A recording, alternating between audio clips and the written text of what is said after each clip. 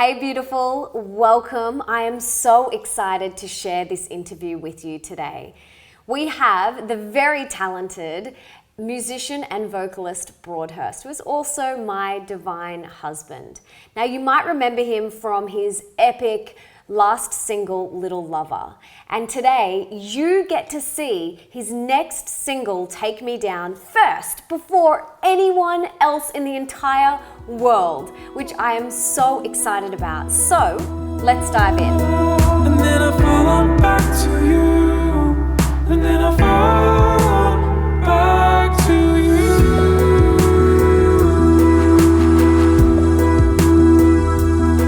And then I fall on back to you. And then I fall back to you.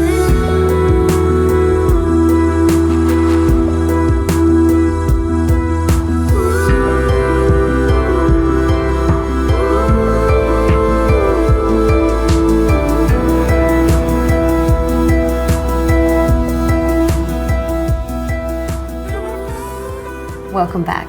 Thanks, babe. So, of all of the music blogs out there, all the websites, all the platforms that you could have launched Take Me Down with, why did you choose MA? Which, by the way, I am so honoured, and I know the tribe are honoured, but why MA to launch it? I know that this music's very personal, and it didn't feel right to me to put it out to someone or a blog which didn't know me. And with Little Lover, I had such a huge response from your audience. It just made perfect sense. It's a really vulnerable song, and I wanted to put it out to an audience who actually really want to hear it. So tell us, what is Take Me Down all about? Take Me Down was written a couple of years ago, actually when we first met. I think you probably remember, I think we're about a month in, and you were in Brisbane doing a tour, and I flew up to see you, and I'd recorded on my iPhone. Do you remember this? Mm-hmm. Yeah. And it was just a very vague idea. It was a harp and some vocals, and I just knew that I'd struck something with that and kind of just parked it for 18 months or so until I re-recorded it properly quite recently. And it was me reflecting on a period of my life which was incredibly challenging, and it's really about fear. The entire song is about fear, until the very end, of course, which is where I overcome that fear. But it was a period in my life where I wasn't doing what I wanted to do. I was doing well, but that wasn't really the correct way to measure what I was doing. I was in real estate at the time. And I was also very unwell. And it was all stemming from just denying myself of the thing that I ultimately wanted to do. And this song is like life or death for me. It is so intense. You know, I felt like I was going to die. Like I didn't know. There was almost no point to me living at that point, because I just was a shell. I didn't know what I was doing.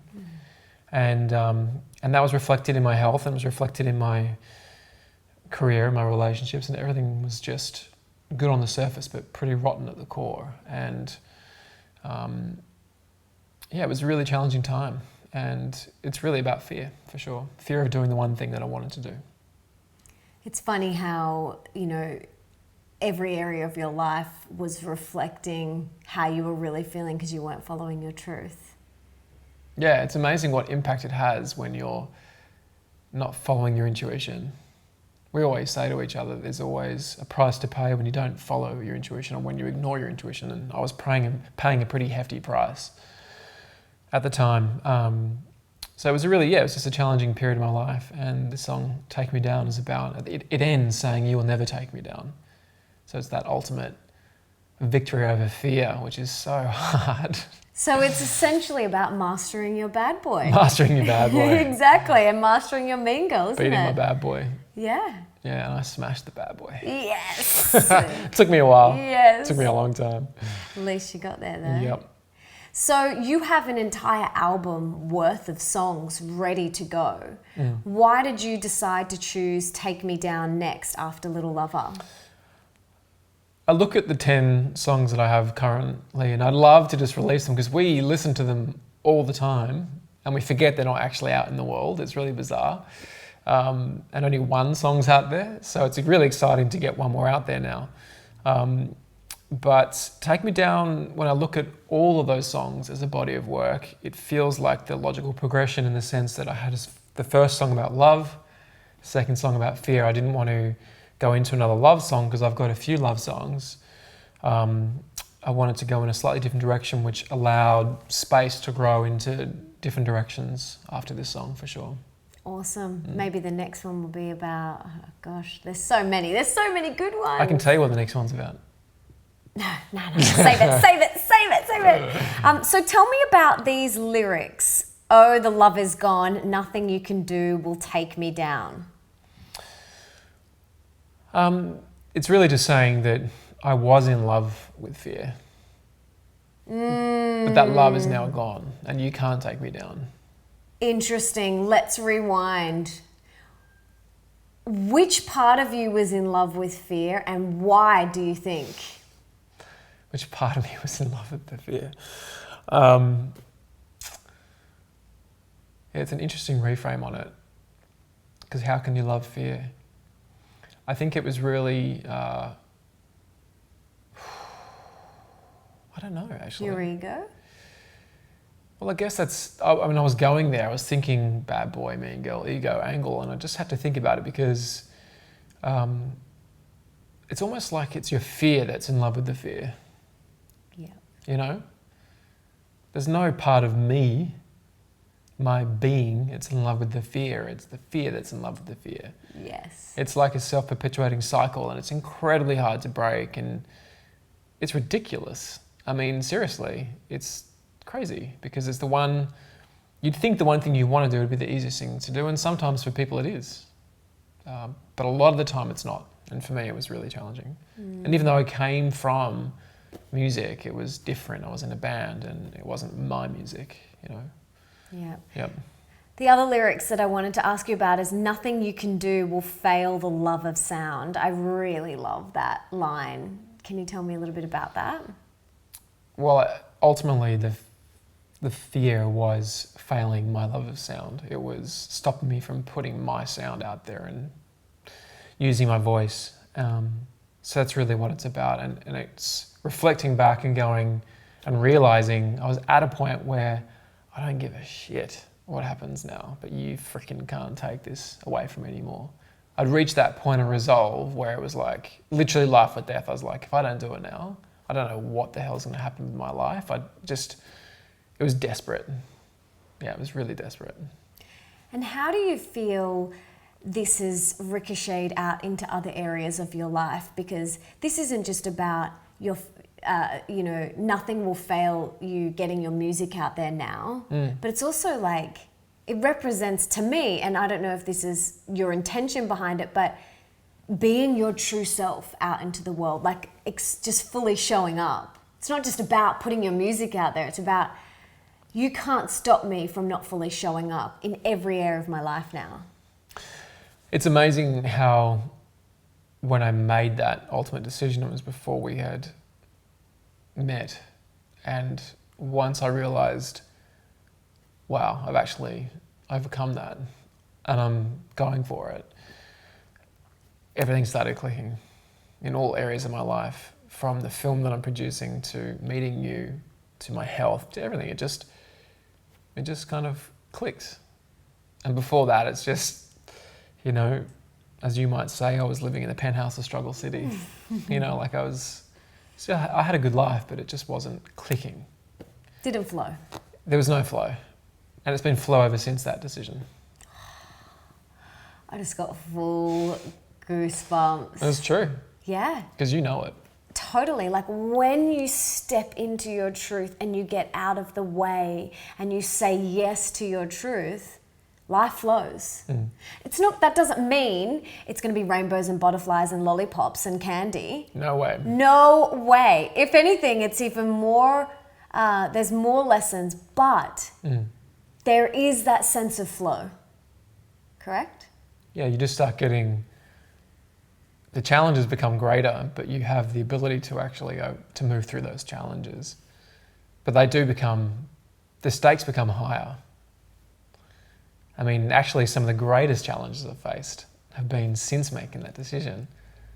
But you forget about them once you've moved through. You know, it's funny, I was meditating yesterday and I was sitting in the end of, at the beginning of the meditation, there was something that was buzzing around my head that's been bothering me the last few days. Bothered me for quite a while actually. And I couldn't let go of it in my meditation.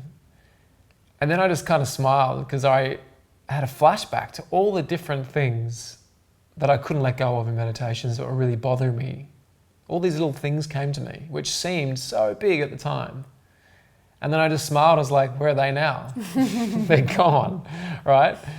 This too shall pass. And then I just sort of smiled and then let it go. That was a nice little moment. Beautiful. I love that. And I just want to switch gears for a second here. I love your logo, obviously. It's a love heart. And I'm all about love. You have placed this in both of the music videos. Yeah. Kind of subtly, more subtly in this one at the very start when you kind of touch the rock. Why did you want to incorporate that? And is that something that you're going to feed through all of them? Yeah, absolutely. Like I did a personal branding exercise, which is not logo, it's who is Nick Broadhurst as a person, before I went into even knowing what I was going to call myself, what my logo would look like, all that sort of stuff. I had to figure out, what do I actually stand for? I was taking through this process over a couple of weeks with a man called Glenn Campbell from Broadhurst, very generously, and you've done it as well. And it was pretty life-changing.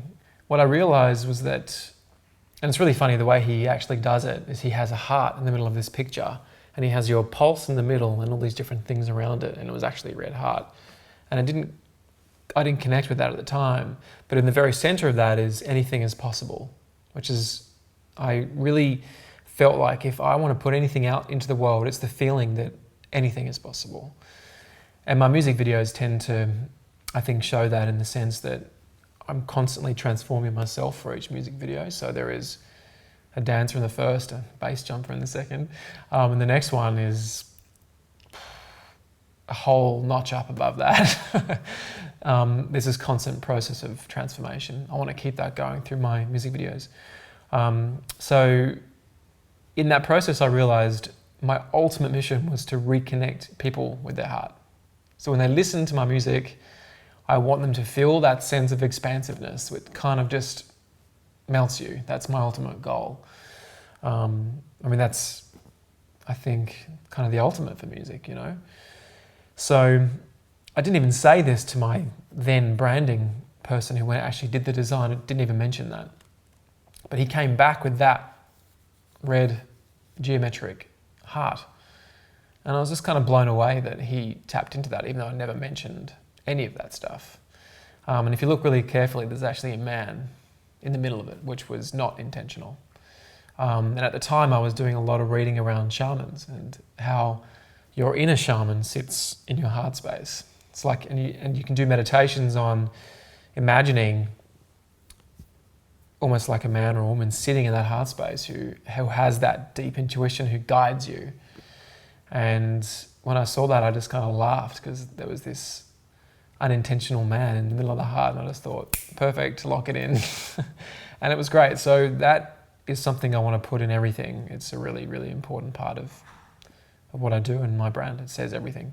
I love the essence and the intention behind it, and you really can feel it. And I also love that each music video you have really challenged yourself, you know, like you've never danced before in Little Lover, you've never bass jumped, and the next one, you know, it's going to challenge you again. And I love that you see each one of these music videos as an opportunity to create epic art, but also to challenge yourself. And I really love that, and I admire that, and I just wanted to say that. Thanks, babe. Appreciate that. So, how does someone who has never sung before or played the piano, you know, put yourself out there as a vocalist and an amazing musician? Like, how did that happen? I have no idea.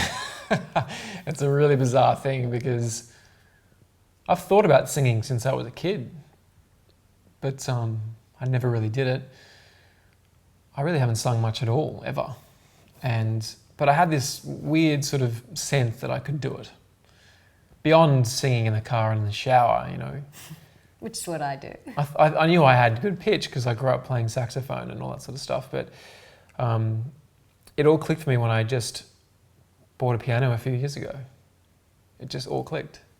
And I've found my musical home. That's where I was supposed to be. And you taught yourself how to play the piano? Yeah, you just tinker away and play things that sound good. Oh, I wish! I wish I could just sit down. But yeah, you know, you've had that musical ear your whole life, playing saxophone. It's never been hard to learn instruments for me. It's always been easy and fun, that process. It's definitely something that maybe I'd like to come back in my next life as a musician. Yeah, speaking of next lives, it's probably worth pointing out to your audience that if they haven't read my blog post that I wrote called Going Out on a Limb. We'll put it below. We'll put a link video. to it. It just gives good context, I think, to some of this stuff we're talking about. Yeah, get ready for goosebumps. It is amazing. So we'll definitely put it below this video. So you have consciously chosen to be an independent artist and not go with a record label right now. Can you tell us why you've decided to blaze your own trail? I mean, ultimately, I just looked at the industry and where it's headed and thought it didn't feel like anyone could steer the ship better than I could. And thanks to obviously years of different business experience, working in the film industry and seeing all the different distribution models, it just didn't make sense. It doesn't make sense right now for me. Never say never, but it just feels really nice actually to be in control of that process and put it out exactly how I want to do it with no pressure, when I want to do it, to the people I want to put it out to, in the style I want to put it out. No one's looking over my shoulder. I produce the music exactly how I want to hear it.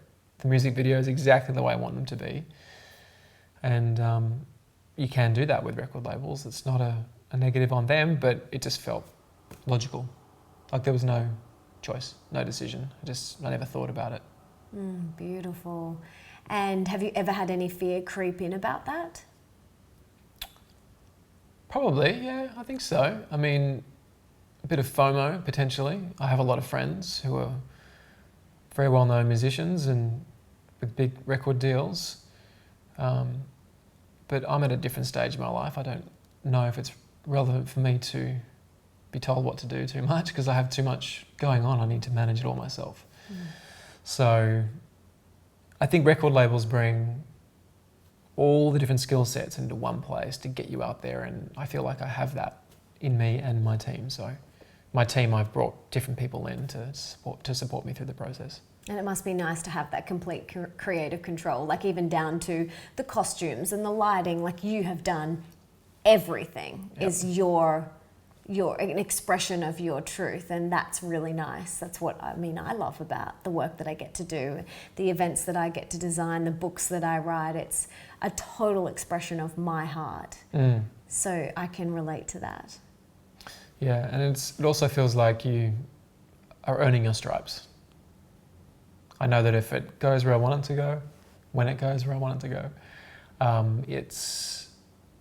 because they did it my way. And that's really, I think, the ultimate feeling, is to know that you did it. Beautiful. Well, I've got a couple of other interesting questions that I would love to go there with you, if that's Sure. okay. Yeah. What is one thing that you're working on within yourself right now? This is all about growth and evolution. Yeah. And I think it's very easy for viewers to watch something like this and, you know, put you on a pedestal and put anyone on pedestals. But I want to know what's something right now in your life that you are working on within yourself. Anyone who knows me knows I'm never working on one thing. This is true. Always working on everything. But What's the first one? I think you could probably answer this better than I could. But yeah, look, if I had to pull one thing to the top, it would be becoming a better listener and being able to receive feedback. Nice. I think that's a good one. I'm a slightly strong personality. Slightly. Don't like being told what to do. Oh, well, thank you for that. Okay, if you were on your deathbed and you could recommend one book to your children, your grandchildren and down, and you could only recommend one book to them, what would that book be and why? Whoa, that's hard, isn't it? I'm a massive book reader, and there's just been so many good books. I'm reading a fantastic one at the moment by Andre Agassi, the autobiography called Open, and it's stunningly good. However, if I had to recommend one, I'm going to split it actually, because there is almost a male and a female version of this book. You probably know what I'm talking about now. So for men, I would recommend The Way of the Superior Man. And for women, I'd recommend Dear Lover, which is they're equal books of each other, the sister and brother books, by David Dida, which had a huge influence on you and I coming together. But the principles in that book have made more difference to how I think and operate on a daily level than any other book. And I think it's incredibly important for the feminine to understand the feminine and the masculine, and for the masculine to understand the masculine and the feminine, and the roles that they play in everything, from career to relationships to sex. I think understanding your sexuality and where you sit is mind-blowing. When you really get this stuff, I've seen guys, I've given this book to guys, I've just told, people have come to me and say, look, I'm having trouble with this or that and my wife, blah, blah, blah, blah. And I just say, stop, don't want to hear it, go and read this book and then I'll talk to you. And they come back, they don't need to talk to me anymore. They just laugh, they're like, I get it, we're all good. So I think they're incredibly solid books. Yeah. Thank you. So not only are you an amazing musician, you are a movie producer, you are the CEO of MA, you're a father, you're a husband, you're a friend, you're a son. Your day must be so expansive, but full as well. So can you run us through a typical day? I know there's no typical day, but I want to give the tribe a little bit of an insight into your daily life, because I love insights into amazing people's lives. It's one of the things that I'm so fascinated with. So can you give them a little bit of an insight into your daily life, or a rough plan? Well, funny enough, if I went to my phone, I could actually show you, because I have an app called The Way of Life. Way of Life? Yes. And it's an app where you essentially tick off all the things you want to do each day. It's not a to-do list, it's almost like a way of developing habits. So you're constantly reminded of the things you should be doing. And I've got it divided into morning and daily. So in the morning, I hit the daily tab and it filters into my morning actions. And I know I've got to get all that done before 9 o'clock, because I head out the door at 9. Where does it start? This is crazy. People think I'm nuts, but I'm just going to put it out there. And I try to do this with as much ease and grace as I can. I try to stay as balanced as I can. Try and do it with an amount of discipline that's not anally retentive and, control freakish. So just try and do it easily. But I wake up around 6 usually, sometimes earlier when Leo's here. Make love to my wife, really important. Seriously. Got to take care of your partner, Ultimately, before you start the day, if you have that taken care of, so much else flows because your partner's then more willing to support you through the day if they feel supported. That's huge for me.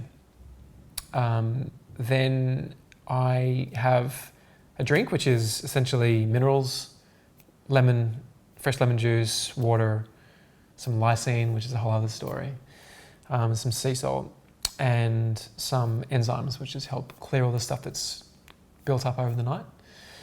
And then I'll do some yoga with you, then meditate for 20 minutes. Then I'll have some more liquids, usually something green like a spirulina or a chlorella. Broccoli sprout powder is my new one. Love that. Then we do a thing called foundation training together as well, which is by Eric Goodman. His book's called True to Form. It's really phenomenal work, actually. It exposes all of your weak points. It's incredibly challenging, but you can get a digital video series online inexpensively. Foundationtraining.com, I think, something like that. We'll put a link. Yeah, we can put the link. Then I turn the sauna on. We've got an infrared sauna here. I'll do a half hour in the sauna. Drink a lot of water before I get in there. I'll read or listen to a podcast in the sauna. I get a lot of that done in the sauna. When I come out, I'll drink some chlorella because that helps flush whatever's built up, that your body actually is putting all the toxins out into your system, and your lymphatic system is dumping it into your colon and sweating it out. So it's really important that if you do any sort of detoxification like saunas, that you actually have a way to help the body eliminate it because you get a big dump. And I'm actually working through I've actually had Lyme disease. I'm still working through that, which sounds awful. It does sound awful, doesn't it? Sounds Anything awful. with disease after it does sound. Let's just call it Lyme's. Yeah. Which has been challenging, and I had a massive mold exposure years ago, which triggered meningitis and all these things that happened to me. It was really detrimental. It was a 3-year bedridden almost existence. So for me, the mold and the Lyme is something I'm working on at the moment and trying to do that as effortlessly as possible and naturally as well. Then I'll go out for a swim, which in winter is, the beach is just there. And in winter is amazing. I had a beautiful swim this morning, and that's my cold exposure. So if I don't swim, I have a cold shower. So go from hot to cold is incredibly important for me. It builds strength, muscle, endurance, immune system, brown fat. It's incredible. Then I'll tuck into creating all the various things that I'll be drinking and eating for the day, so I can leave the house and have that all in one place. I'm not reliant on eating someone else's food. And that just involves, various supplements and bone broth with collagen hydrolysate, lots of water, different meals, that sort of stuff. Have I missed anything? Nope, that's good. Does that sound pretty solid? Yep. And then you're usually... Then Oh, you forgot. You do body brushing as well. Body brushing, oil pulling. Oil pulling, brush your teeth. Tongue scraping. Yeah, there's a whole bunch of stuff I've probably forgotten. I measure my pH in the morning. I do a lot of stuff. It sounds crazy, I know, but... It's just become second nature to you. It's second nature, and I love it, and I proudly call myself a biohacker because, as Dave Asprey from Bulletproof says, biohacking is having control over something you shouldn't have control over.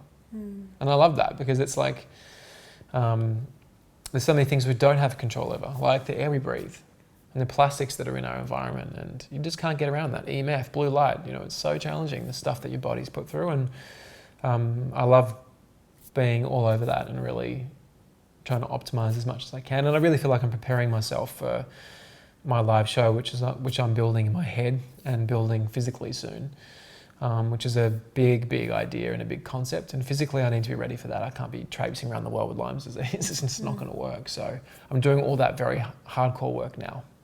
Beautiful. Yeah, and then I'll go to the movie studio. We're based out at a big studio in Lane Cove, and we'll listen to meditations or music on the way there just to get me primed for the day. I should say that in the meditations I do gratitude and various different things like that. Visualizations at the end and gratitude. I usually spend 4 to 5 hours with the movie team. They've just headed out today actually around the world. I'm joining them on Saturday. Pick up Leo on the way home, work out in the afternoon and make dinner, and generally in bed by 7:45. Which we always laugh at. We think it's hilarious. Last night I think it was like 8:02 and it was shock, horror, it's so late. And asleep by 9, awake by 6, so I get a solid 9 hours sleep, which seems like a lot, but it works for me. Awesome. And you too. It does. I love it. Now, I don't do all of those things, just so you know.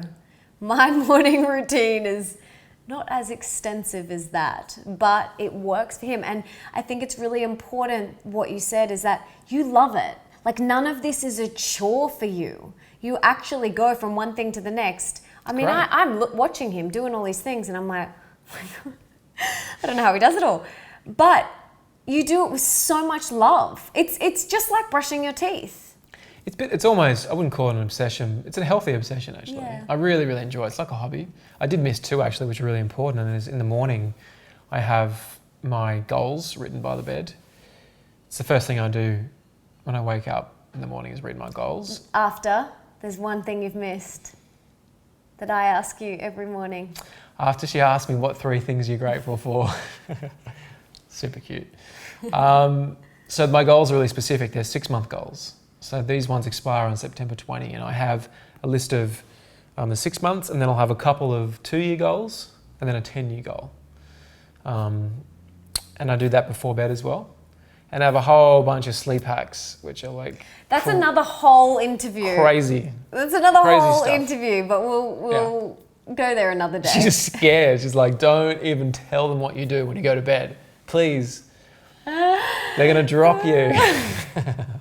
We'll do another sleep hack interview and you can share those. Sure. Okay, so let's run through, speaking of hacks and biohacking, which is something that you and I are really into, after learning it a lot from one of our mentors, Dave Asprey. So can you tell us a health hack, a love hack, and a wealth hack? So let's start with health first. What's one health hack that is the most powerful for you that you recommend people could start to do today? I would say health hack is probably really understanding your sleep, because we do it every day. And of course you can meditate and you can have those various other things that can balance you. You can go for a swim and you can get negative ions, you can do all that sort of stuff. But your sleep is that tool that if you don't have it right, it is incredibly hard to thrive. So I won't go into too much detail. But I do have a ring actually which measures my sleep. It's called an Oura ring, O-U-R-A. And it tells me my light sleep, my deep sleep, my awake time, my REM sleep, how long it took to fall asleep, and a whole bunch of other metrics. And I know what's impacting that. I know if I was too full when I went to bed, I ate too late or I ate too much, which is a habit of mine sometimes. I love food, but I can see how that impacts my sleep or my thought patterns. You know, so understanding that has been really important, and it motivates me to get into bed earlier and to prep myself so I'm primed for a good sleep, like having a salt bath. Oh, I didn't mention that one. Oh, it's another one. It's another Epsom thing I do, bath. Epsom salt bath, 2 salt bath. So yeah, I think hacking your sleep for health. For wealth, I would say there's a saying by John DiMartini, his work is extraordinary, and he says, I don't know, I'm paraphrasing, but basically, if you have your financial house organized, then more wealth can be attracted in. If it's disorganized, it simply doesn't attract wealth. It's something which you and I are constantly learning about. I don't think it's innate for many people. I think it's technical stuff you got to learn. You know, we have a fantastic bookkeeper. We have great systems in place that we use, like Receipt Bank and Xero, and we check our budget every week. We check in with our goals every week together. we call it our manifesting session, because it's really important that we stay aligned on our goals. So I think keeping all that organized is so important. So, because if wealth does come to you and you're not organized, you'll probably lose it. So we're preparing ourselves for that next level of abundance, which I think is crucial and kind of fun as well. There's a great tool called, I think it's called myprosperity.com.au, I think. And it tracks everything. If you've got shares, bank accounts, houses, everything, Super. all there. You get a snapshot of your net wealth, any investments, things that you own, your goals, your budgets. It's phenomenal. And you just log in, boom, you can see how you're performing. So that's been amazing. And the last one is love. Love. I would say we have a saying. It's pretty funny. I have a saying. An orgasm a day keeps the divorce lawyer away. Yep. Right, he went there. Yep. Look. He did. And I think we should go there, honestly, because it's a topic why do we sort of get funny about it? And that's probably why there's so many people out there who don't have that experience, because it's not spoken about, it's not open, and they don't feel like they can talk about it. For us, it's a fundamental part of our relationship. And yeah, men, look after your women. It's that simple. There you go, guys. Yep. Thank you. They're amazing hacks and very, very important. So now I would love to hear one health, one wealth, and one love truth. Like what you know to be true. Health, I would say, health takes discipline, I believe, because we are in a world which is quite unnatural. And I think you need to really monitor how that's impacting yourself and have practices that help you counterbalance that. Wealth, I would say, it's not really a truth. I would just say there's a book to read, actually. Is that okay? Yeah. Actually, John DeMartini's book called How to Make One Hell of a Profit and Still Get into Heaven. Great title. And honestly, there is a whole investment strategy laid out in that anyone can follow. Everybody should follow. We follow. It's extraordinarily simple. It's like a pyramid of how to save and how to invest and in what layers and when. It is so freaking good. But then it has the mindset and all the spiritual beliefs behind it as well. It's a really, really well-balanced book. And for love, I would just say, don't have expectations on your partner. We see it, with each other. If there's ever friction, it's always because there was an expectation that something else would have happened. And we always check in on that. So I think don't have expectations. Beautiful. Thank you so much. What are 3 things you're most recently grateful for? Oh, good question. I'm really grateful for the 14 people who are currently at the airport with 600 kilograms of gear that they're going around the world to film with, and all the time and effort and creativity that's gone into creating this film. I think, there's just so much talent out there, and it just blows me away how good people are at what they do.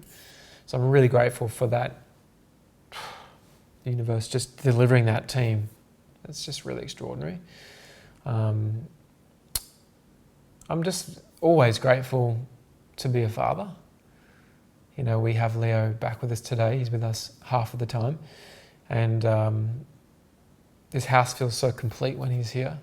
I'm just so grateful to have that experience. I'm going to write another blog post on this, actually, called An Independent Voice. And it'll include some stuff in there about Leo and the role that we serve each other in this lifetime, which is really beautiful. And it's really hard to go past you. I'm really grateful for this interview, for your tribe, but most grateful to have met you. You're gonna make me cry. That's all right. It makes for a good interview. Cry. No, look, I'm really grateful that we met and we dove in and have been really fearless since we met. It's been an incredible journey, and not always easy. You know, it's when you meet your equal, it can be challenging, but I'm still grateful for all those challenges. But it's also beautiful and luscious and heart-opening and just everything. You know, when you have this life collaboration going on. So yeah, meeting you is the one thing I'm always grateful for. I think we very rarely go through a day without being grateful for each other. Definitely. I love that life collaboration. It's Yeah. beautiful. Thanks, honey. To finish off, I've got a couple of rapid fire questions. Are you open? Are you ready? Do it. All right. Broccoli or cauliflower? Cauliflower for the versatility. Beach or snow? Oh, beach. Juice or smoothie? Smoothie for sure. Paleo or vegan? Come on. Paleo. Night in or night out? Night in for sure. Movie or doco? It's interesting. I'm making a film that's it's not a drama or a doco. But if I had to choose, lately I've been watching like sci-fis and real dramatic stuff. I just love getting lost in those stories. Like, what did I watch recently? I was looking for specific things. I was looking for production design, and I watched Star Trek from like 2011 or something, and I was blown away at what they create. 2013 it was actually. So these big budget films are really interesting because when you really just appreciate, they may not have the best stories sometimes, but you really appreciate the art that goes into them. I'll go movie at the moment. Awesome. You have dropped so many nuggets of wisdom and insights. You have been incredibly generous with, which you always are, with your knowledge and with wanting to help the tribe and giving them tools and tips and tricks, which I'm so grateful for. And something I want to acknowledge you for is just how generous you always are with every single person you meet. And I also want to acknowledge you for the amount of love that you pour into every single thing that you do, and especially this music video, Take Me Down. I can feel the love and the intention behind it, and I know everyone else will as well. So thank you for your time. Thank you for not letting fear win and mastering your bad boy and being here with us today. Thanks for having me.